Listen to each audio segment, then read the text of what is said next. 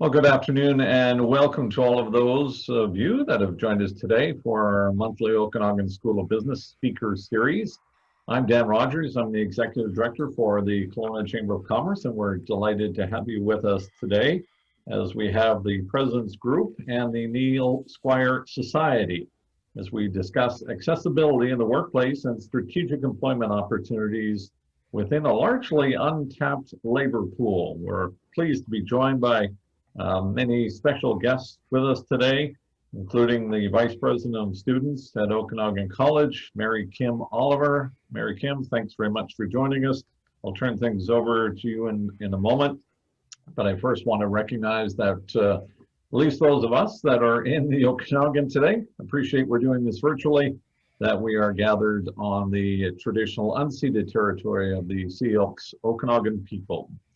Couple of housekeeping items off the top as well. We are recording today's session and it will be posted on the Chamber's YouTube channel a bit later today, so others can review the discussion. We'll share that. Those of you that are joining us, please share this information as well. You'll get some information afterwards where you can find the hyperlink to share the discussion, most important discussion that we're going to have today. Also want to assume that many of you are used to the features in Zoom by now. We're doing this quite a bit. The Q&A function is at the bottom, so feel free at any time if you want to make a comment or ask a question. Just use it and we'll eventually get to it. So we'll try to answer as many questions that might arise today, but rest assured, even if we don't get it with our special guests, we will follow up. We'll record all the questions and follow up with answers afterwards as well. Please be aware that we have a limited amount of time with our panelists, but we will ensure to get to all of your questions. Once we get through opening comments and remarks, I will facilitate that question and answer period we have scheduled to conclude just prior to 1 o'clock, and we do have some final comments to make just prior to sign up as well. I want to remind those that have joined us that the Chambers in the Okanagan Valley have formed a coalition to help our members in the business community better access information and resources in the face of the current pandemic. You can find it all at OkanaganWeGotThis.com. There are resources available, links to valuable resources, update information on government programs, as well as some good news stories, stories of resilience that we're seeing in the business community and with many organizations as they deal with the challenges around COVID-19. The Building Resilience to Thrive program was just recently announced. I want to make mention of this. It's a great opportunity to take a step back and improve your knowledge within your team. This special program has been developed in partnership with the BC Chamber of Commerce and UVic's Gustafson School of Business. Launched to businesses across the province, it's offered as a COVID recovery certificate. It's a 6-week program delivered by award-winning professors Dr. Mark Colgate and Brian Leacock, and will be presented in 3 cohorts between November and March of next year. The program will offer relief to businesses, helping to mitigate the negative impacts of COVID-19 by teaching you how to adapt your business models, re-engage customers, and adjust workplace cultures. I want to thank some funding from the federal government as well that made this program. $70 is the cost to participate, but all chamber members get a 50% discount. If you want to find out more, you can just check out the Kelowna Chamber website on that. We're also excited to jump back into our Business Smarts online series. This is member helping members here at the Chamber with a new sponsor. I want to thank Associa that has joined us as the sponsor. On Tuesday, November 10th at 9 o'clock, we'll have a roundtable discussion with Rona Stanilis, financial security expert with ITI Financial, about the way forward, exploring how demographics and consumer spending play a part in the markets, cycles, and the power to predict. Also, just wanted to acknowledge our 33rd Annual Business Excellence Awards will be taking place on Thursday, November 26th. Please mark it in your calendar. The awards will recognize excellence and resilience within the region and showcase the organizations and innovative leaders that we have here that are driving Kelowna and the Okanagan's incredible business community. We're honored to be joining with our co-presenting sponsors this year, Ferris LLP and Interior Savings Credit Union, to celebrate some exceptional business and community leaders on November 26th. I wanted to acknowledge our President's Circle members. We can't do the work we do without their ongoing support. We want to acknowledge BDO, UBC Okanagan, MMP LLP, and Interior Savings. Also extremely pleased to recognize our newest member of our President's Circle, Rogers Communications, has joined as one of our pillar partners. Also want to thank TD Benefits and the Chamber Group Insurance Program, our partners throughout the year, providing the #1 employee extended healthcare benefit program in Canada. This time I'm pleased to introduce and turn things over. I'm going to stop sharing my screen to Mary Kim Oliver from Okanagan College to provide some greetings. Mary Kim, in particular, thanks for joining us. Well, thank you. Good afternoon, Dan. I appreciate the introduction. It's my pleasure today to bring greetings from the college and the Okanagan School of Business. I hope all of you are well and finding ways to navigate the challenges of our rapidly changing world. As a newcomer to the Okanagan, I really appreciate this opportunity to meet with the Chamber and to continue getting to know more about Kelowna and the region. I just want to take a minute to fill you in on a couple of things. Some of you may have heard already that the college has announced our next president. After 17 years, Jim Hamilton will retire as of April 1st, 2021, as the president of Okanagan College, and his successor will be Dr. Neil Facina. He comes to us from Alberta, where he's currently the president of Athabasca University. Prior to being at Athabasca, Neil was the Dean of the J.R. Shaw School of Business at the Northern Alberta Institute of Technology. So we're looking forward to Neil's arrival, and I'm sure that he will want to be in touch with the Chamber once he gets settled into the area. We're also going to be opening a new health building in November, but the official opening we're going to hold till spring with the hopes that we will be able to invite guests and provide tours. So we're looking forward to welcoming you when that opportunity is in place. It's been a very challenging year for the college, as I'm sure it has been for everyone. Like our colleagues across the country, we moved to online delivery in March. We're continuing with that in the fall and in the winter semesters, but we're really hoping that by September of 2021, we'll be able to get back to some face-to-face delivery. But as with all things COVID, only time will tell. In spite of the impact of COVID, though, this semester we've had surprising success with the School of Business. Our international student population has understandably dropped significantly, in particular for our first-year students, but we've seen an uptick in our domestic student enrollments, and in one program in particular, our office admin program, we've seen an increase of almost 150 students, so we're very pleased with that. And it's in that context that I'd like to mention that the business and arts programs at the college are still admitting students for starting in January. Well, thanks very much, Mary Kim, for joining us and giving us that background where Okanagan College is at the moment and some of the transitions. So, and we also appreciate your continued support of our speaker series. We have, as mentioned, two very special guests that have joined us. Nate Toes from the Neil Squire Society. Nate is the marketing manager at Neil Squire, a nonprofit organization that's been revolutionizing the lives of Canadians with disabilities since 1984 through accessible technology. Nate has a long-standing background in retail, wholesale, business and business sales and marketing activities. Very passionate about what he does. We'll get to Nate in just a moment, but first we're going to go to Trish Kelly. Trish is with the President's Group, and she is the Senior Accessibility Consultant at the President's Group, a BC leadership table for business owners and CEOs that are committed to employing people with disabilities. Before joining the President's Group, she spent 2 decades helping SMEs operationalize their values and improve their community impact. Spent some time, I think, probably in the Okanagan, somewhere along the line. I did. So Trish, thanks very much for joining us today, and I'm going to turn things over to you to walk us through your presentation. Great, thanks so much, Dan. Thank you to the Okanagan College as well as Kelowna Chamber for inviting the President's Group to be part of this. It's such a an honor to be talking to businesses in the Okanagan. I did spend some time in the Okanagan when I worked at Climate Smart. So any of you who are early adopters in measuring your carbon footprint and looking at creating a reduction strategy, we may have met, or I may have called you to invite you to be part of our training. And I'm really pleased to be talking to you all today about accessibility and inclusivity in your business. I'm just going to pull up my slides here, if you'll bear with me for just one moment.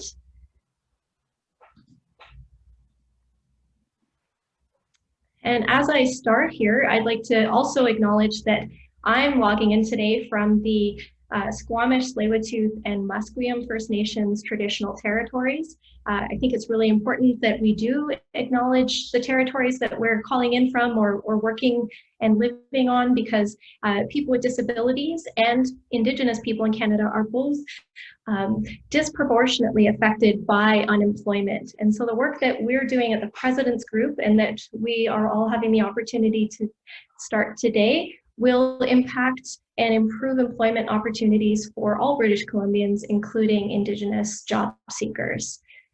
So I'm just going to walk you through, because Nate is so great at doing the how of accessibility and inclusion, I'm going to focus a bit first on the why. And the why has shifted a little bit, especially given the realities that we're dealing with right now with the pandemic and also the social upheaval around racial equity that we're discussing in our daily lives and in our organizations. So the President's Group has been around since 2013, talking about accessibility in employment in BC. But there have been some changes and some ways that we've been researching that make this an even more relevant topic today. So you already heard from Dan that the President's Group is a leadership table for CEOs and business owners in BC who have made a commitment to accessibility. This is a list of all of the logos of the 25 appointed members. So the members are actually appointed by the Minister of Social Development and Poverty Reduction. And you can see from this logo list that we have large organizations, we have small organizations, we have nonprofits, we have co-ops, we have for-profit businesses, and many sectors that are represented. And the thing that draws them together is their commitment to improving their inclusion and their accessibility for employees with disabilities. And not only that, but their commitment to encourage you to understand why and how they're doing this work, and ask you to join the movement to help us become the province in Canada with the best employment for people with disabilities. So as we look at the why of inclusion, some of the pieces are pretty enduring, and some of them have changed because of COVID. So the first thing is that with an aging baby boomer population, the workforce is changing. A significant trend that we're seeing is that the average lifespan is increasing while birth rates are decreasing. And this means that there are more and more workers that are retiring or aging out of the workforce. With fewer new workers entering the workforce, we have a gap in workforce supply and demand. And that's true now as it was before the pandemic. To give you some perspective, predictions show that BC employers will need almost 600,000 new workers to enter the workforce between now and 2029, just to replace those that are retiring. And if our economy recovers to pre-COVID levels, which I think we're all hoping and expecting actually, we'll need another 260,000 entrants to the workforce to fill the vacancies that are created by economic growth. Historically, we would have looked at youth who are becoming working age, along with newcomers to Canada, but COVID has also it has had some impacts on our border. We're seeing border closures are interrupting our conventional reliance on new Canadians. So we don't have the supply that we need. And even more than before COVID, we need to be looking at often overlooked sources for talent, which actually includes people with disabilities. 1 in 5 Canadians actually have a disability, and more specifically in BC, that's about 614,000 working age people with a disability. And that's why we identify it as an untapped talent pool, because traditionally people with disabilities experience unemployment rates that are about double what it is for non-disabled people. But with that increased demand for workers and not enough supply to meet the demand, this large untapped talent pool could be the solution that we need. The Canadian Survey on Disability, which is run by Stats Can, tells us that 40% of Canadians with disabilities want to be working and have work potential. And for youth, 15 to 24, it's even higher at 77%. And while people with disabilities are well educated and have work potential, social stigma and misconceptions on the part of employers have historically prevented many people with disabilities from getting the chance to contribute in the workplace. And with such a large percentage of the population having a disability, you're probably already benefiting from the contributions of people with disabilities even more than you know. Over 70% of people with disabilities actually have an invisible disability. It's not apparent, and over 90% of disabilities are actually hidden at work. And by expanding the net that you cast to be inclusive of job seekers with disabilities, you can access great candidates with skills and perspectives that will make your business stronger. So while COVID's impact on it might make it hard for us to predict exactly where the labor market is going, what has become clearer is what you need from each employee: an ability to think differently, to be innovative, and committed to good performance. And all of these qualities really align with the known benefits of being an inclusive workplace. So let's look as well at some of the benefits. A study published by Deloitte in 2017 found that organizations with inclusive cultures tend to be 6 times more innovative, 2 times more likely to meet or exceed their financial goals, and ultimately generate more revenue. And why? You might be wondering, what makes a team of diverse people, including people with disabilities, more innovative than others? Diversity of experience is fuel for innovation.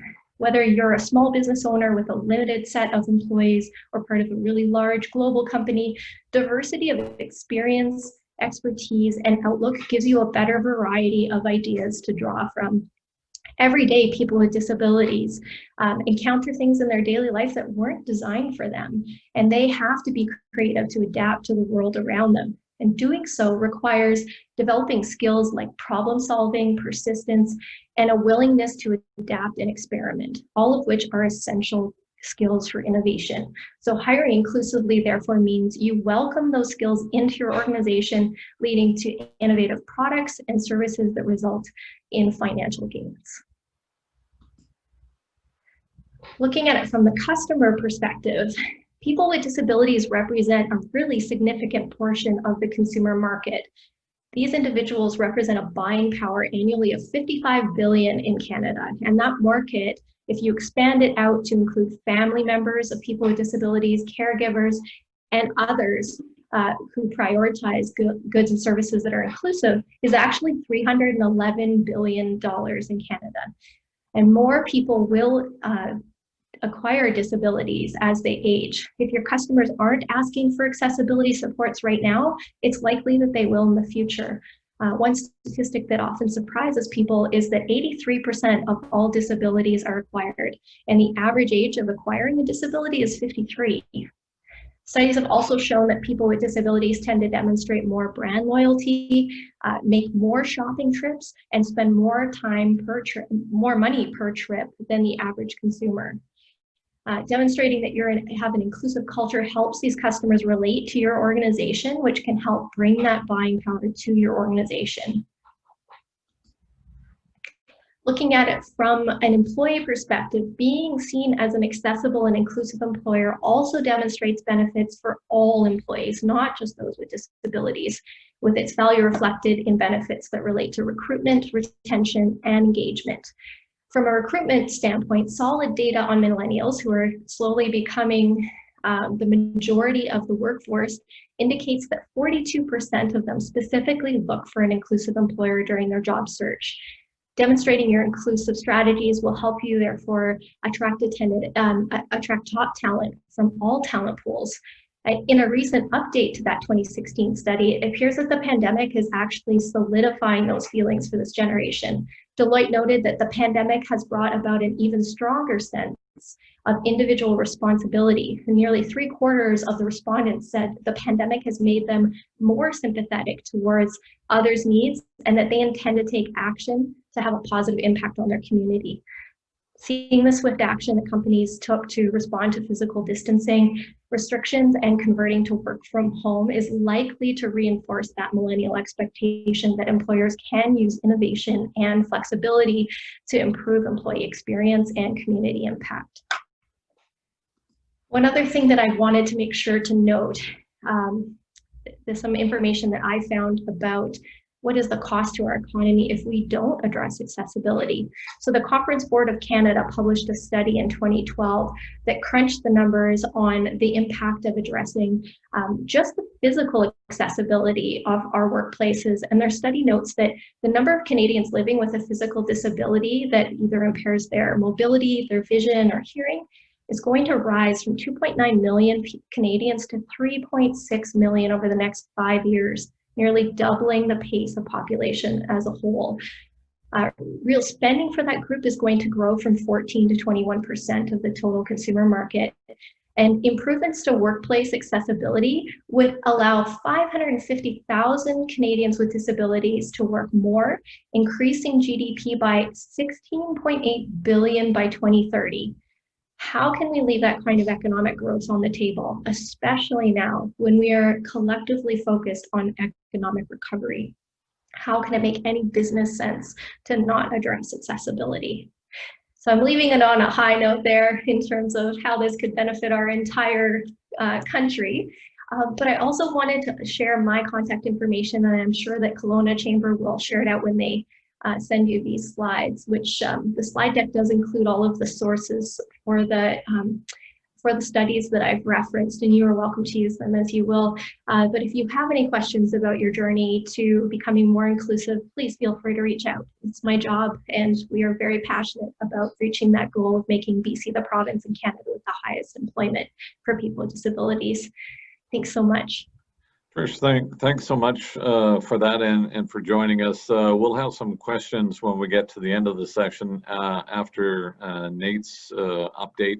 But I wanted, before doing that, if you could just tell me a little bit about the rationale behind the formation of the President's Group. Was it focused on raising awareness? Obviously, all those that are participating, these are leaders in their field, leaders in BC, and doing a great job.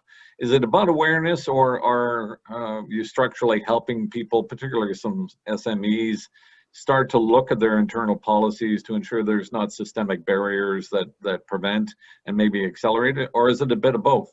Yeah, I think that awareness is the first goal for getting people to think about accessibility. If you don't have a disability, it might not be top of mind for you as an individual. But the President's Group really is the leadership table. The CEOs and business owners there are not just being recognized for their general leadership in their communities, but for their organization success in employing people with disabilities. So it's very powerful to look at the leaders of TransLink, UBC, Gabby and Jules, and be able to say they're not just espousing this, but they're doing it. And so we do have a pretty extensive website where we have case studies of what these organizations have done to become more inclusive and accessible. And we also provide training, and we have a really compelling business case that's listed on our website as well. So we really are here to help explain the how, because these organizations are already doing it. Yeah, so you know, for those that are listening or those that might be watching this on a recording, can they reach out to you that, hey, we're a small entity, but we want some help in this journey, because we understand, as you've well illustrated, the benefits on a variety of levels to, you know, organizations, to society, to our economy. Can they reach out to you directly and then you can point them? Is that part of what you're doing? Yeah, absolutely. I'm happy for anyone to send me an email, or and I can set up a call with them. Anyone that's watching this recording, I'd be happy to book you in for a 30-minute consultation about where you're at now. and where you might be able to go with your organization. We do have some really large players at the table, and they're great because we can gather their best practices and borrow from their capacity. But the truth is that the economy in BC is led by small and medium-sized enterprises. So we're definitely committed to making sure that this can work for small businesses as well. So yes, we have an online community of accessible employers, so anyone is welcome to join that. And in addition, reach out to me. I would love to put you in touch with organizations like Neil Squire, or point you to resources on our website, or sign you up for some training that can help you and the rest of your organization move along this continuum. Great, thanks very much. That's Trish Kelly from the President's Group, and we'll get to some questions maybe from folks when we get through towards the end of our session today. At this time, I'm going to turn things over for an update from the Neil Squire Society, and welcome back, Nate. All right, so I'm going to unpack some policy as it relates to this program. 98% of all British Columbians work in a small business, and small business is defined as 49 employees or less. And while there's no hard line with our program, certainly the focus is small business. Here's what's really interesting. 50% of that 98% are 1 or 2 man or woman operations, and that's really the lifeblood of our economy here in British Columbia is small business and micro business. So the Work BC Assistive Technology Services Program provides assistive technology or supports, and I'll cover that more in a bit, to individuals with disabilities. So individuals is the first important word because it's always an individual that applies. Even when we talk about modifying the built environment, like creating an accessible washroom or bringing a hearing loop in for somebody that's hearing impaired, it's always the individual with the barrier that works in that location that applies.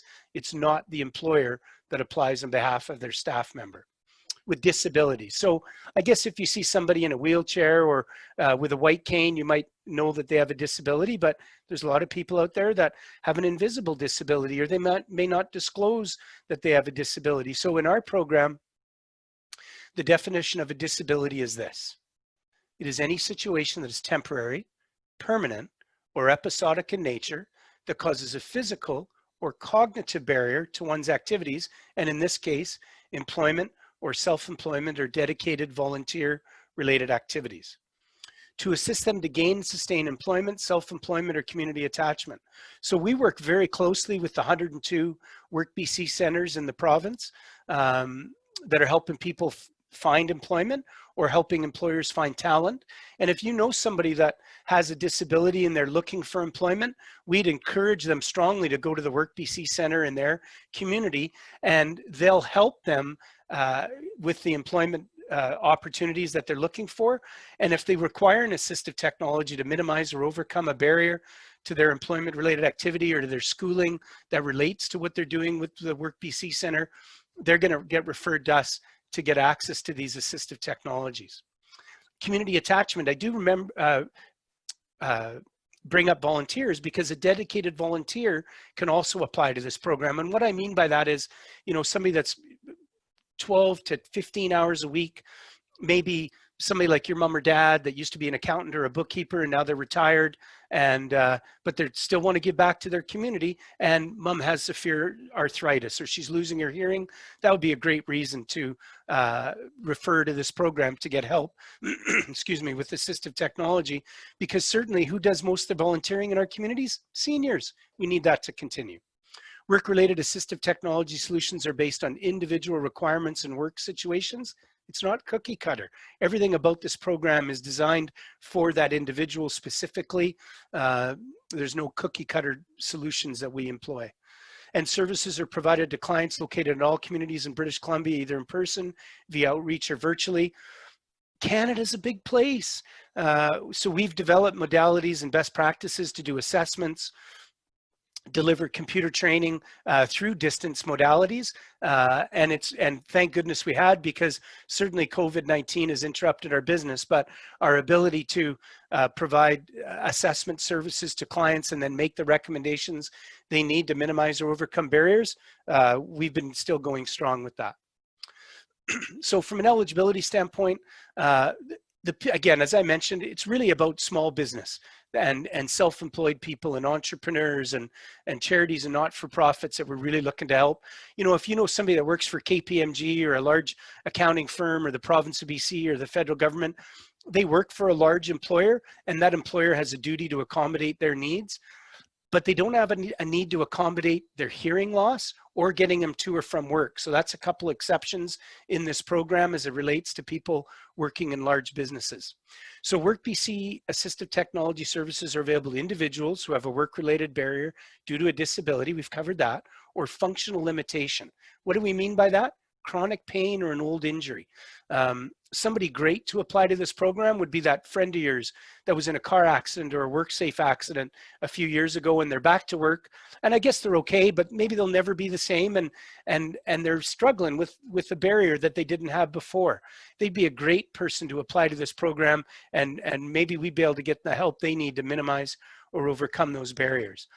Somebody who would not be a great candidate for this program would be that same friend, but they're still in the middle of going through ICBC or WorkSafe or whatever insurance company they're working through, because we're a last resort funder, so we have to wait till that process plays out. This may include barriers related to traveling to and from work. So I mentioned this briefly.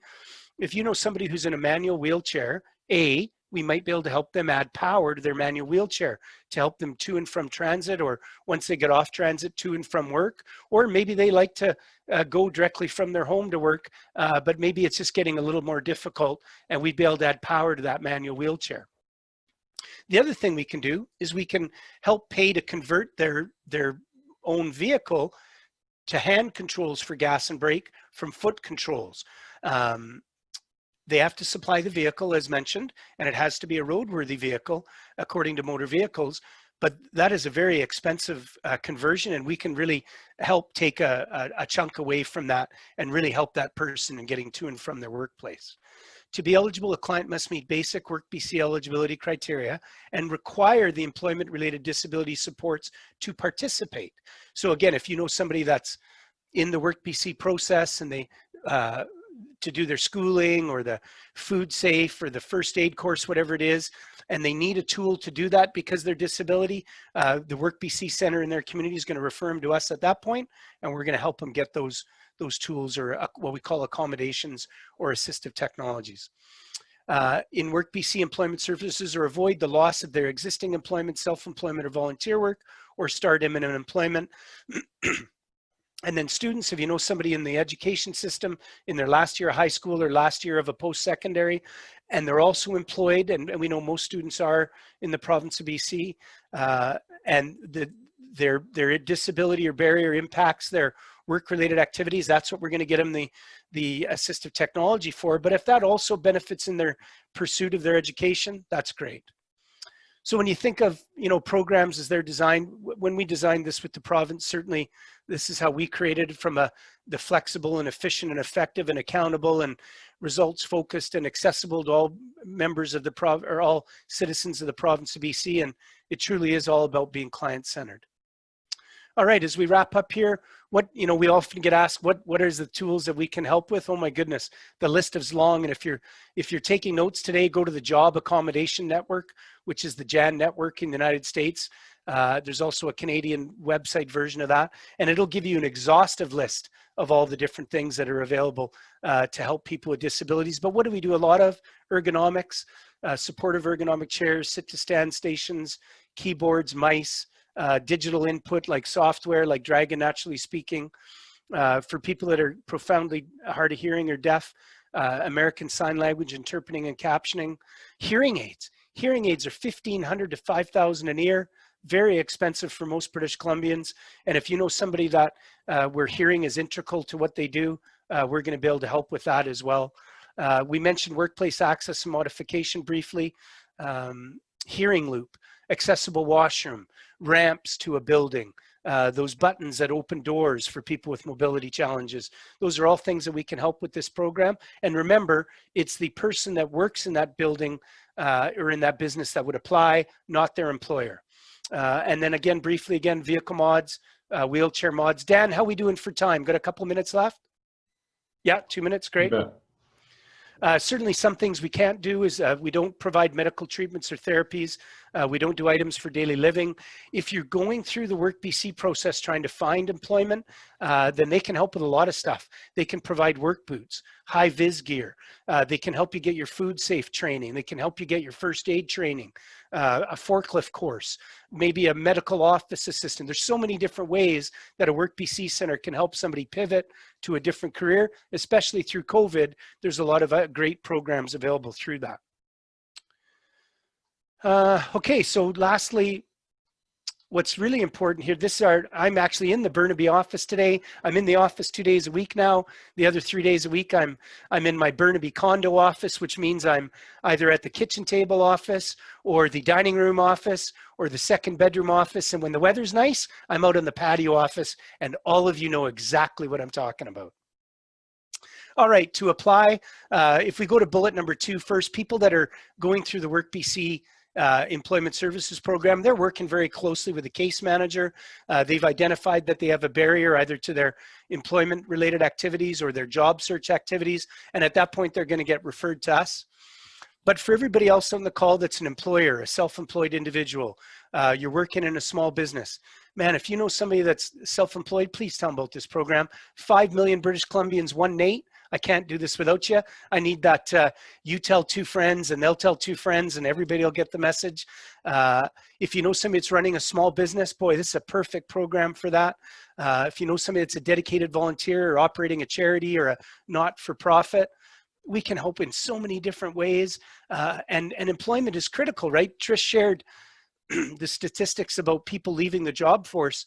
Did you know that every day in North America, 10,000 people turn 65? That's the baby boomers that I'm the trailing end of that generation, that every day 10,000 people are turning 65. This impending labor crunch is coming. So if we go to bullet number 1, if you're somebody that's in the workforce, employed full or part-time or self-employed, and you have a barrier, as we've described today, go to workbc.ca. This link is kind of long, but if you go to workbc.ca, you'll see employment services is one of the main tabs. Click on that. The third one down is WorkBC Assistive Technology Services.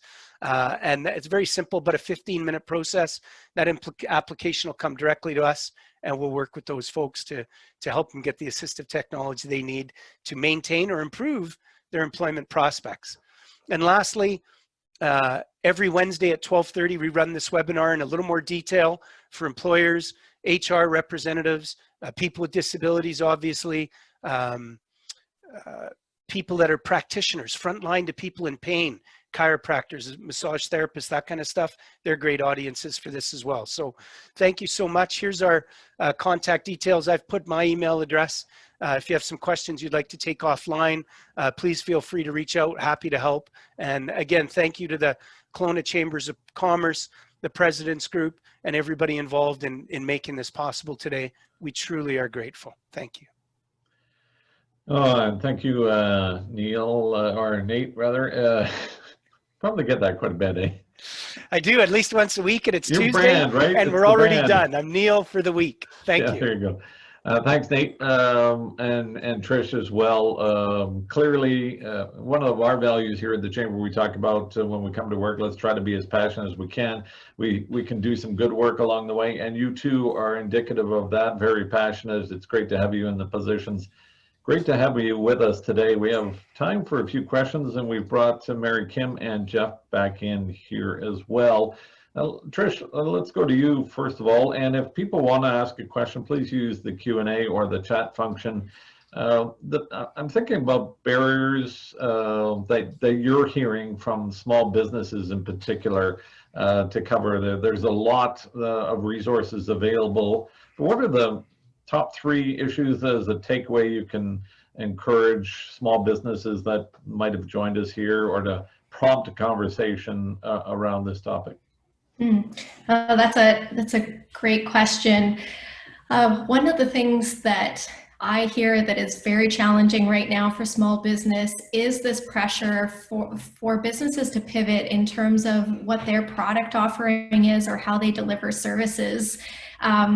And I think there is such a a huge weight on the shoulders of small business owners who have to be the visionary, who have to be the HR person, who have to be the baker, the dishwasher, depending on what happens on a particular day. And I know that that is something that is an enduring issue for small business, but especially right now, given the fact that many are dealing with impacts on their bottom line or their customer flow.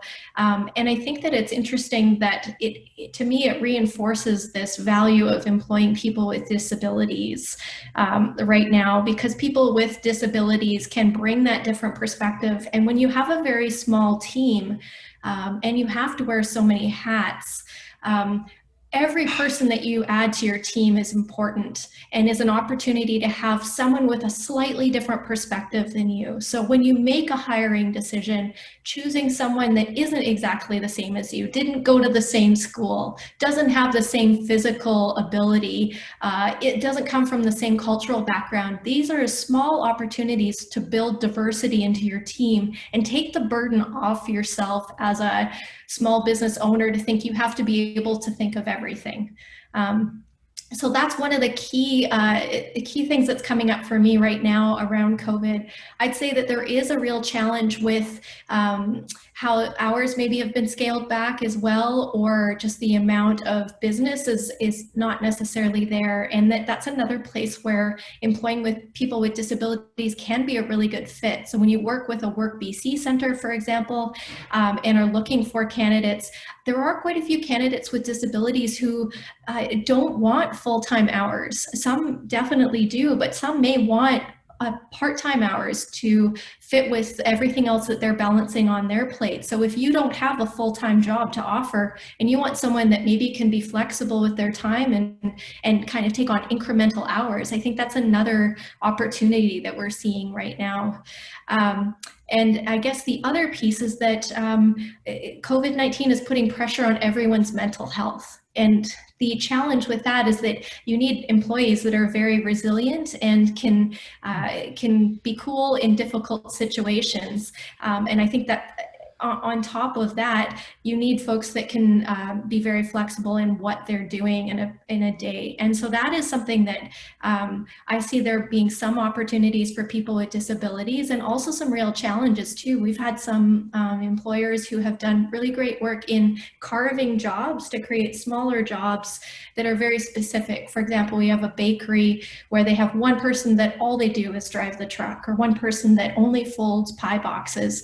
And these kind of jobs can be very good fits for some people with disabilities. And yet we do need people that can be flexible right now and kind of take on a wide range of tasks. So there's a bit of a tension there in terms of some of the successes that we had before with employing people with disabilities, and those practices that worked are not necessarily translating right now.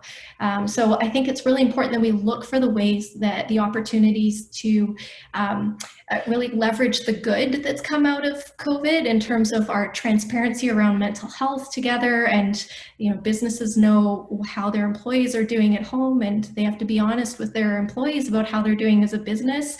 So we need to hold on to what has worked now and make sure that we carry it forward into that new normal.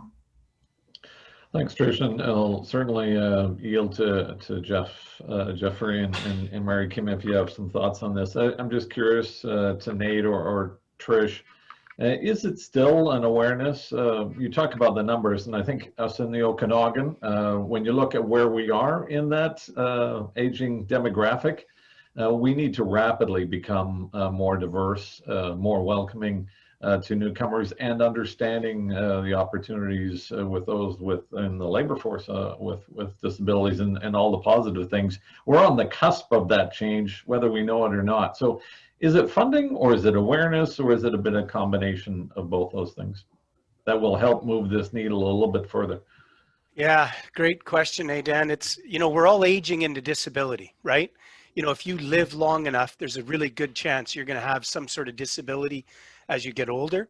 And what's interesting, there's a lot of rightly so, there's a lot of information in the media about Black Lives Matter, and Indigenous Lives Matter, and diversity. And certainly us at the Neil Squire Society, we believe that to our core in both diversity and inclusion. Disability knows no bounds. Very similar to COVID. COVID doesn't care. COVID doesn't care if you're a liberal or an NDP or a progressive or a Republican or a Democrat in the States. COVID doesn't care if you're university educated. Disability doesn't care. Disability doesn't care where you're from or what church you go to or what your T4 says at the end of the year. So disability can come from any angle.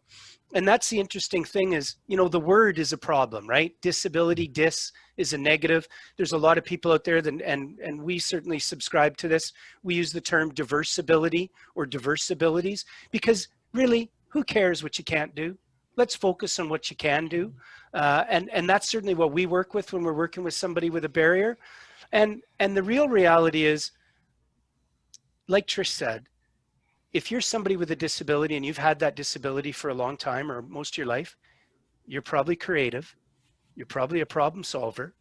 You probably have got up many times and went, I can do this. And that's a really great thing to add to your team. Resilience, problem solving, out of the box thinking, never say never attitude. Isn't that the thing we're looking for in all our employees? People with disabilities bring that wide breadth of thinking to your team. And it's not charity. It's not charity to hire somebody with a disability.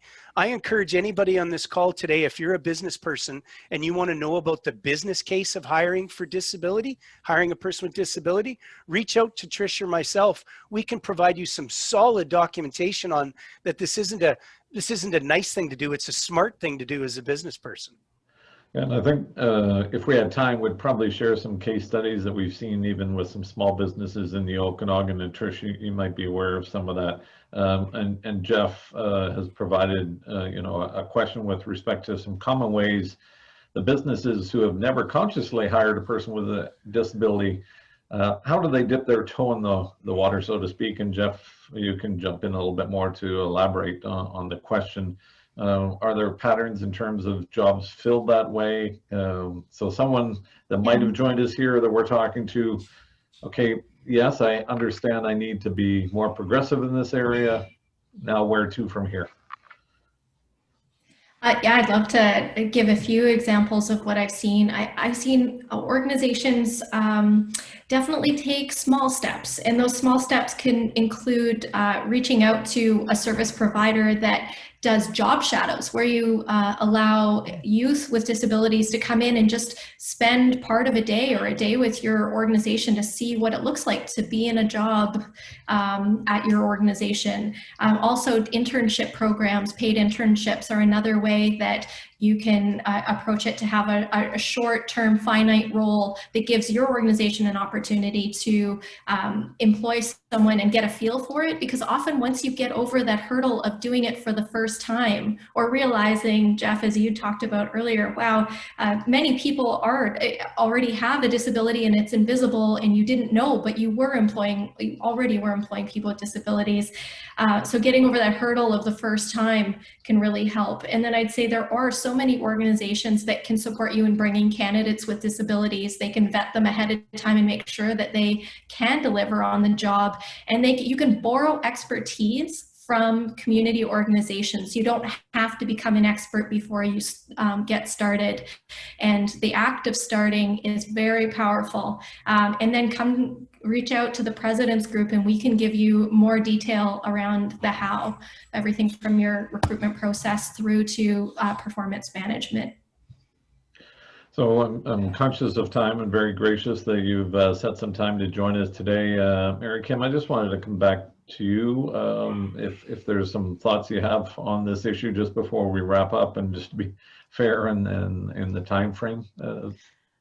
Thank you, Dan. I just put a comment in the chat that we have up to 15% of our students who register with our accessibility offices with disabilities, and one of the things that they're doing by being in the college or university environment is working very hard to develop the strategies to become good employees. So as a person new to BC and a person who's still sitting on a ministry committee in Ontario for accessibility, it's fantastic to learn more about the resources that are available for individuals to become really solid employees in the BC environment. So thank you very much for your commitment. Yeah, and you know, just when you mentioned that there's an alignment, right? We're looking for those that skill development, the college and the School of Business, and then, you know, going that step further and reaching out to the college. So thanks very much for that as well. I'm sensitive to time. We're getting close to wrapping up. So I don't know if there was a final 30 seconds or so, or Nate, I just wanted to add, Trish. and I put this in the chat earlier, diversity and inclusion. Diversity is inviting somebody to the party. Inclusion is asking them to dance. Let's all dance and celebrate diversity and inclusion in our communities, because it truly is what makes us better and stronger. And that's something that we believe in and work towards each and every day at the Neil Squire Society. So thank you, everybody. Thank you, Trish. Nate. Thank you, Dan, Mary Kim, Very good. Jeffrey. Going to turn things over to Jeffrey to wrap things up today. On mute, Jeff. Your needs on mute, Jeff. We had a board meeting this morning and I made the same mistake. It's been 6 months of Zoom and I can't figure it out. I want to say thanks to Trish and Nate for sharing their insight with us, and hopefully giving at least some of us on this call a push to investigate this and perhaps dip that toe in the water and really unlock some potential for our businesses. And on behalf of the Kelowna Chamber, its board, staff, we really appreciate having you here. We also want to thank Okanagan College for being our series sponsor. It's huge having such a major part of our community, which incidentally is a supporter of people with disabilities, on our side for this. For quite a while now, the Chamber hasn't been giving out gifts to our speakers, which, with COVID, it works out quite well because handing a bottle of wine through Zoom doesn't work. But what we do instead is make a gift to a local charity. And in this case, our local charity is Kelowna and District Society for People in Motion. So on behalf of the Chamber, we're making a gift to thank Trish and Nate for their time today. Thank you. Well, thanks very much, Jeffrey, and thanks, Mary Kim, as well.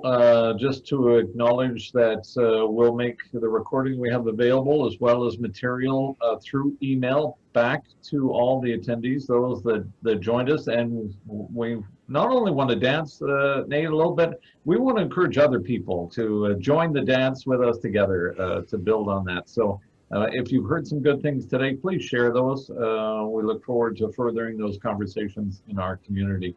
I want to thank all of you for joining us, and we look forward to next month's speaker series.